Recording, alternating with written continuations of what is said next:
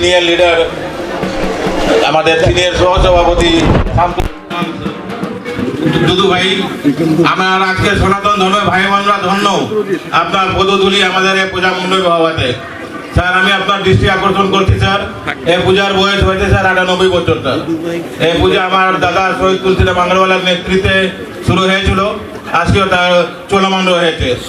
আমরা স্যার ৫ই আগস্টের পর আমি সৈয়দপুর জেলা বিএনপির নেতৃত্বে আমি গত বছর প্রত্যেকটা পূজা আমরা করেছি, এবার আমাদের 3টা পূজার সংখ্যা বেড়েছে স্যার।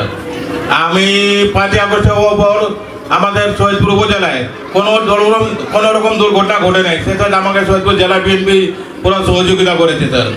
এখন আমরা বলতে চাই, সনাতন ধর্মের ভাই বোনদের উদ্দেশ্যে আমি বলতে চাই, আমাদের নেতা তারেক জিয়ার 31 দফা বাস্তবায়ন করার জন্য আপনারা একবার হলেও তারেক জিয়াকে বিশ্বাস করে আপনারা একবার ধানের শীষকে ভোট দিবেন, এটা আমি আপনাদের কাছে অনুরোধ করছি।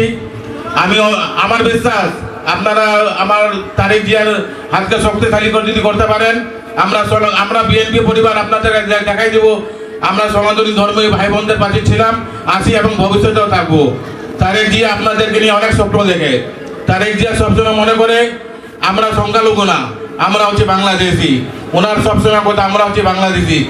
আমি এই জন্য আপনাদের কাছে বারবার জোর করে অনুরোধ করছি, এবারের মার্কা ধানের শীষ মার্কা।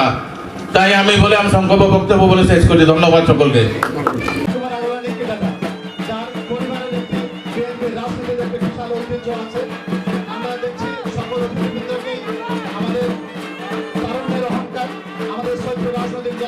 সম্মানিত সহসভাপতি সুনীল কুমার আগারওয়ালা, তিনি সকলকে সকল অতিথিবৃন্দকে বরণ করে নিচ্ছেন।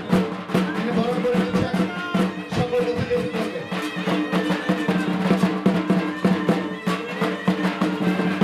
আমরা বরণ করতে দেখছি কারানির জাতীয় নেতা আমাদের সদস্য পাঠককে।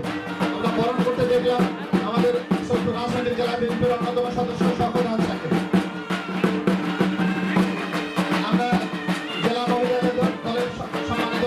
সম্পাদক রূপা হাসানকে বরণ করতে দেখলাম। আমরা আমাদের 11 নং ওয়ার্ডের একদম অভিভাবক, যিনি সার্বক্ষণিক আমাদের সাথে থাকেন, মণ্ডপের পক্ষ থেকে তাকে অভিবাদন এবং শ্রদ্ধা জানাচ্ছি।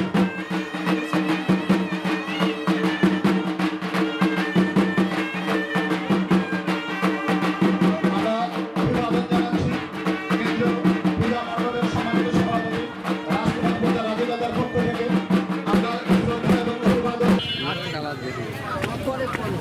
রাজনৈতিক জেলার সমস্ত আহ্বায়ক সুনীল কুমার আগারওয়ালা নীতিদাতার পক্ষ থেকে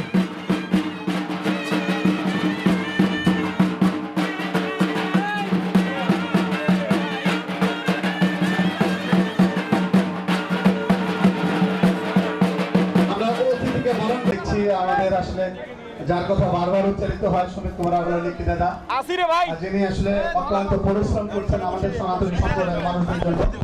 গত 5ই আগস্টের পরিবর্তনের পর থেকে তিনি যেভাবে অক্লান্ত